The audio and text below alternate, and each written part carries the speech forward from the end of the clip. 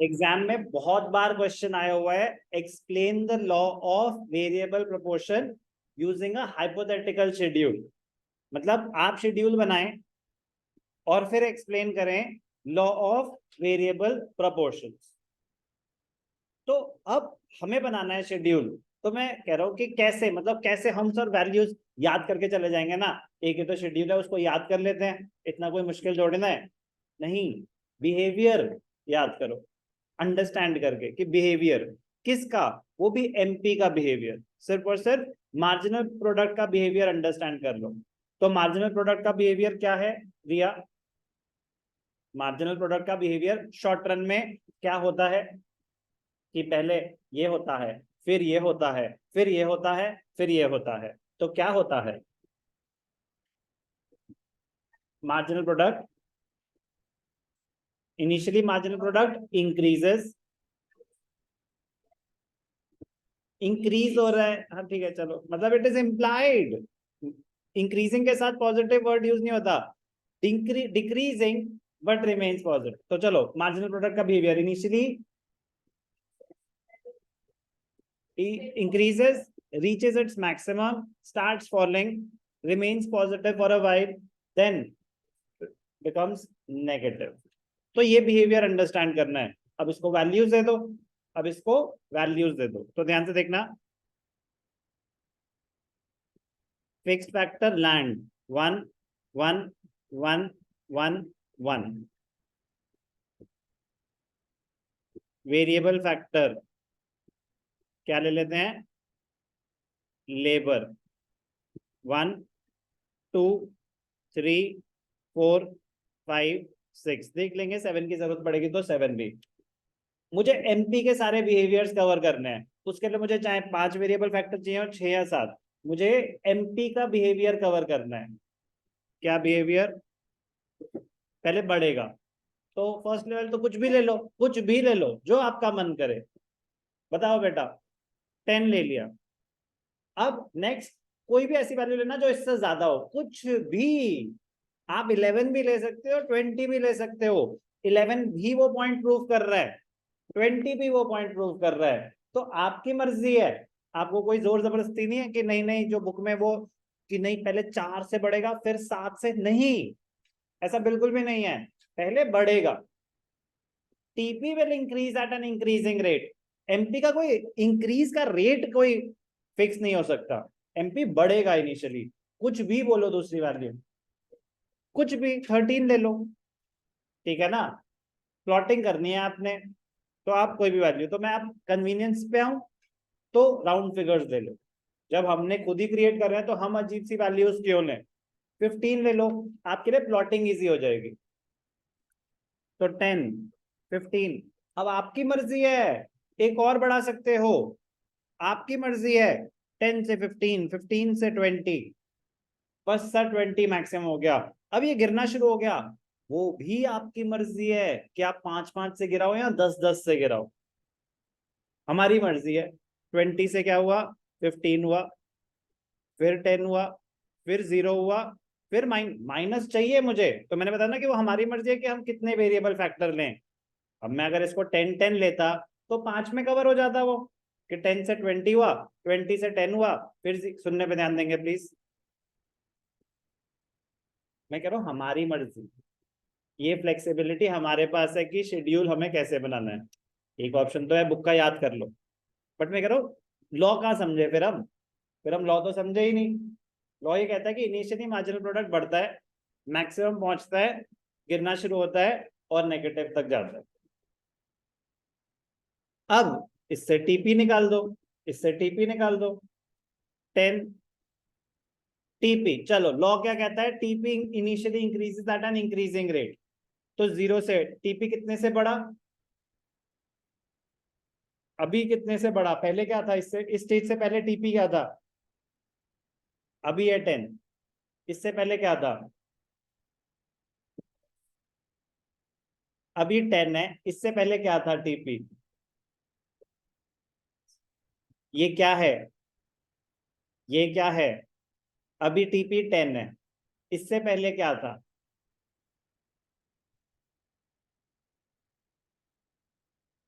जब एक variable factor higher करा तो 10 यूनिट्स बना पाए। मैं कह रहा हूं इससे पहले क्या था, 0।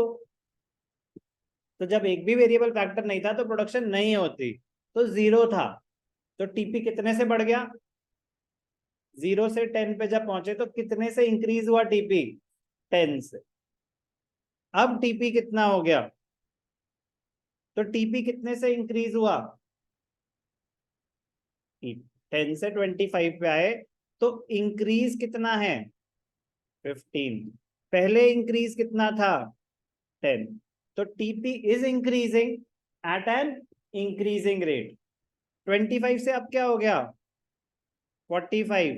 तो टीपी कितने से बढ़ा, TP is still increasing at an increasing rate. Yes और नो। अब टीपी कितना हो गया, 60। टीपी बढ़ा, यस और नो, बट कितने से, 15 से। तो इसका मतलब रेट ऑफ इंक्रीज चेंज हो गया। इसका मतलब फेज 1, स्टेज 1 एंड हो गया। तो फेज 1 कब एंड होता है, जब TP it starts increasing at a diminishing rate. उससे पहले वाला जो पॉइंट था ना, जब तक वो इंक्रीजिंग रेट पे बढ़ रहा है, वहां तक है फेज 1। अब क्या हुआ, टीपी 70। टीपी बढ़ा कितने से, 10 से। टीपी बढ़ा ही नहीं, तो नो चेंज। यस और नो। अब क्या हुआ, टीपी गिरना शुरू हो गया। टीपी गिरना शुरू हो गया, तो टीपी जब गिरना शुरू हो जाता है तो स्टेज 3 शुरू हो गया, फेज 3। तो ये क्या है, फेज 2। ये क्या है, फेज 3। अपने आप क्रिएट करना आना चाहिए शेड्यूल। सिर्फ इतने से बिहेवियर पे ध्यान रखना है। एमपी इनिशियली बढ़ता है, मैक्सिमम पहुंचता है, गिरता है। अगर ये मतलब आई एम अज्यूमिंग कि अब तक तो ये समझ आ ही गया होगा कि क्या बिहेवियर है एमपी और टीपी का। लेकिन मैं कह रहा हूँ कि अगर ये अच्छे से समझ आएगा तो आगे का चैप्टर भी जो रिलेशनशिप्स हैं वो बिल्कुल सिंपल स्ट्रेट फॉरवर्ड है। बट सिर्फ याद नहीं करना, समझना है। अब आप अपने आप इस वैल्यू को यूज करके, इन वैल्यूज को यूज करके इमीडिएटली इसको प्लॉट करेंगे अपने आप। नहीं होता तो बोलेंगे नहीं हो रहा, मैं बना के दिखाऊंगा, ठीक है ना। गलती करोगे अगर नहीं बन रहा और जबरदस्ती जस्ट बिकॉज सबका हो गया तो मैं कैसे पूछूं, नहीं। आप अपनी फीस दे रहे हो, आपका डाउट है तो आप पूछेंगे। प्लीज जल्दी अभी बनाएंगे इसका ग्राफ, इन वैल्यूज को यूज करके कॉपी कर लेंगे जल्दी से।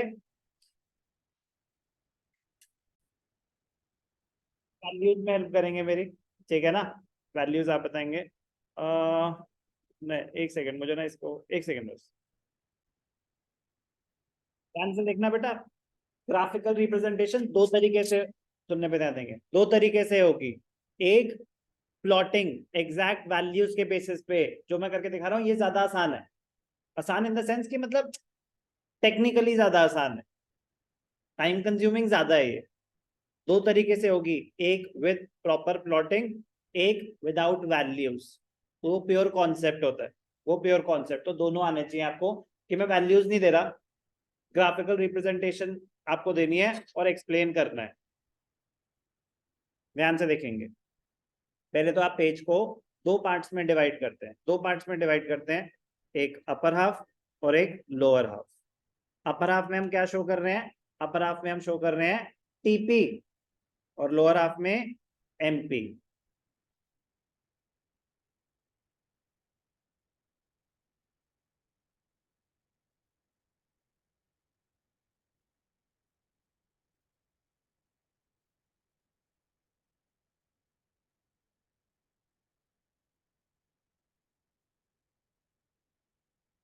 फ्री हैंड से बनाता है, थोड़ा बहुत आगे पीछे हो, इसमें स्केल तो चला नहीं सकता मैं।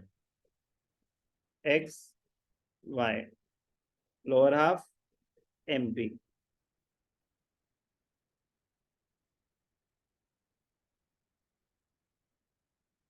एक्स वाई ओरिजिन, यहाँ पे माइनस वाई भी दिखाना चाहिए एमपी में, क्योंकि हम नेगेटिव तक लेके जा रहे हैं।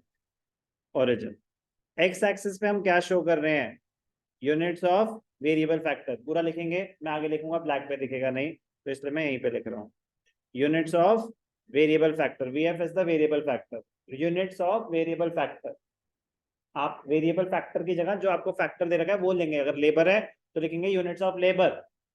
कॉन्सेप्ट बता रहा हूं मैं कि एक्स एक्सिस पे क्या आता है, यूनिट्स ऑफ वेरिएबल फैक्टर। तो वेरिएबल फैक्टर रॉ मटेरियल हो सकता है, लेबर हो सकता है, कुछ भी हो सकता है। हम लेबर ले रहे हैं तो यहाँ पे लेबर लिखेंगे। कोई डाउट? अब ध्यान से देखना, वैल्यूज कहां से कहां तक वेरी कर रही हैं। एमपी की मैक्सिमम वैल्यू क्या है, 20, और टीपी की मैक्सिमम वैल्यू क्या है, 70। तो ध्यान देना है कि टीपी 70 तक जाना है और एमपी 20 तक। तो प्लॉटिंग उस हिसाब से, तो ये 20 अगर है तो इसको ले लेते हैं 10 20 10 20, और ये क्या है, जगह कम पड़ रही है मेरे पास, बट आप क्या ध्यान देंगे, -10 दिखा देंगे। क्या दिखा देंगे, -10। ओके, 10 20 -10। यहाँ पे हम क्या शो कर रहे हैं, लिखेंगे मार्जिनल प्रोडक्ट। यहाँ पे हम क्या शो कर रहे हैं, टीपी, टोटल प्रोडक्ट। अब ये जा रहा है 70 तक, तो अगर मेरे पास 10 20 ये कम है तो मैं इसको क्या लूंगा, ये मैं 20 लूंगा, ये 40 लूंगा, ये 60 लूंगा, और ये 80 लूंगा। बट सर ऐसा कैसे कि एक ही ग्राफ में हम इंडेक्सिंग चेंज कर दें? एक ग्राफ नहीं है ये, दो ग्राफ्स हैं। इंडेक्सिंग समझते हो, स्केल। तो उसमें स्केलिंग में अब जैसे यहाँ पे टीपी में 1 सेंटीमीटर इज इक्वल टू 20, यहाँ पे 1 सेंटीमीटर इज इक्वल टू 10। किसकी बात हो रही है, y axis. Okay, 20 units, 10 units. ये पॉइंट क्लियर है? आपके पास जगह ज्यादा है तो आप 10 रखें, नीचे भी 10 ऊपर भी 10, ऊंचा टीपी थोड़ा लंबा चौड़ा हो जाएगा, आपके स्पेस पे डिपेंड करेगा। ठीक है ना, समझ आ रहा है क्या बोल रहा हूँ? अब प्लॉटिंग शुरू करते हैं, एमपी से शुरू कर देते हैं। प्लॉटिंग 1 10 2 15 ऐसे 1। अब यहाँ पे ले लेते हैं हम यूनिट्स, कितनी है टोटल, 7। अब ये बहुत इंपॉर्टेंट पॉइंट है, ये बहुत इंपॉर्टेंट पॉइंट है इनकी प्लॉटिंग। हमारे पास ये 1 2 3 4 ऐसे है ना, तो फिर ये होगा 1 2 3 4 5 6 7। ये 1 और ये 1 सेम चीज है, 2 3 4 5 6 7। लिख लो 8, दिखाने की जरूरत नहीं, वहां पे कुछ है नहीं हमारे पास वैल्यू, और लिखने के लिए लिख रहे हैं। अब ध्यान से देखेंगे, पहला कोऑर्डिनेट्स क्या है एमपी के, 1 10, तो 1 10 ऐसे प्लॉट होगा। 2 क्या है, 15, तो 2 15 ऐसे प्लॉट हो जाएगा। बोलेंगे जल्दी से, नेक्स्ट क्या है, 3 320, नेक्स्ट क्या है, 4 15, नेक्स्ट 5 10, नेक्स्ट 6 का 5 है, 0 है, हो सकता है, बिल्कुल हो सकता है, 10 से गिर दिया उससे कोई फर्क नहीं पड़ता, बिहेवियर कोई वायलेशन नहीं है। 7 -5। अब ध्यान से देखना, प्लॉटिंग हो गई। अब ग्राफ बना देते हैं, ध्यान से देखिए, ज्वाइन कर देंगे बस। एमपी बड़ा, गिरा, गिरते गिरते नेगेटिव हो गया। यहाँ पे एमपी जरूर लिखेंगे। क्या क्या अब इस ग्राफ में आपको हाईलाइट क्या क्या करना होता है, सबसे पहला पॉइंट ये कि एमपी इज मैक्सिमम, कुछ भी अपना फेवरेट लेटर, ठीक है ना, आर, कुछ मन जो मन थी, लेकिन फिर उसके बाद ये आर तो वो एस, वो ऊपर डी तो ऊपर ई, ठीक है ना, प्लीज। फिर नीचे रेफरेंस देंगे कि ओ आर क्या रिप्रेजेंट कर रहा है, इंक्रीजिंग एमपी, आर एस क्या रिप्रेजेंट कर रहा है, डिक्रीजिंग एमपी। ओके, यहाँ पे क्या है, एमपी इज 0। तो दो चीजें हाईलाइट करनी है, मैक्सिमम एमपी और 0 एमपी। अब टीपी की प्लॉटिंग पे आ जाते हैं। टीपी वैल्यूज बोलेंगे जल्दी से। 1 पे कितना है, 1 पे 10। यहाँ पे डॉट कहाँ से आई,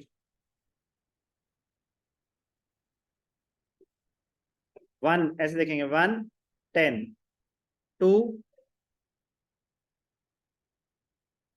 ये 30 है, तो इन दोनों के बीच में 3 40 50 45 4 5 5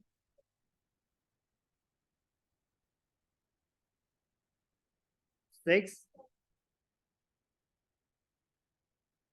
7 65। तो यहाँ गए, ठीक है। अब ध्यान से देखना, जो बहुत इंपॉर्टेंट पॉइंट है, ये जो थर्ड पॉइंट यहाँ पे आप बना दो एक लाइन सी।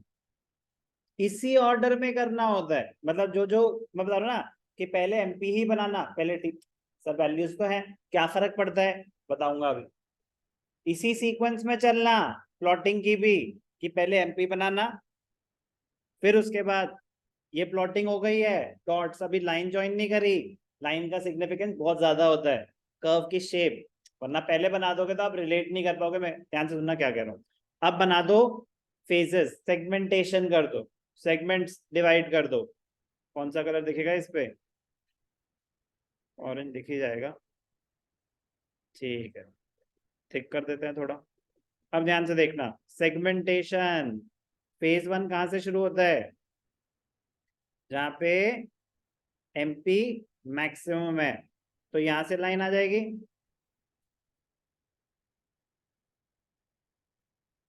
ये लाइन है, ठीक है, और ऊपर तक जाएगी, ओके। ऐसे ही सेगमेंट 2 डिवाइड कर दो, सेगमेंट 2 क्या होगा, एमपी 0 6 यूनिट्स।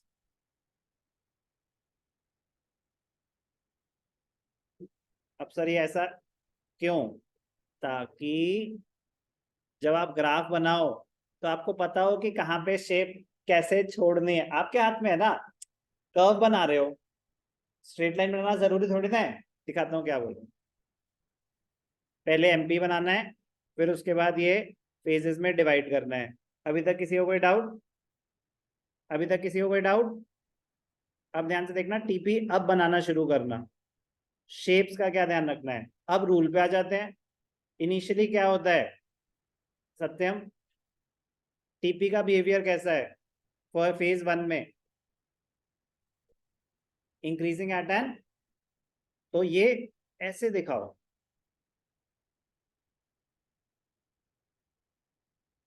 बढ़ता हुआ, ठीक है। और रुक जाओ, कभी कभी हम फ्लो में बना देते हैं ना, रुकना जरूरी है, क्योंकि आपको एक चीज प्रूव करनी है, क्या, initially TP increases at an increasing rate, then it increases at a decreasing rate. अब क्या है, यहाँ पे रुक गए, अब थोड़ा सा डेंट दे दो, कि हल्का सा ऐसे,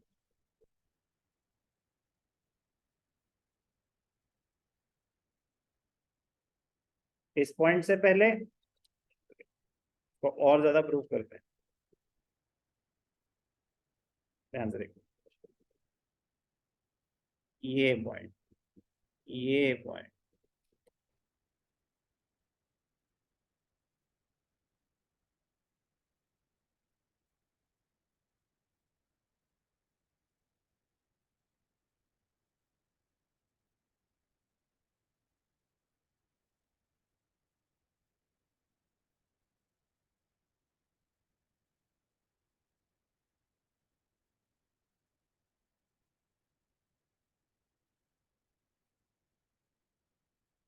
यहां से ना, बस ये थोड़ा सा बेंड दिखा दे।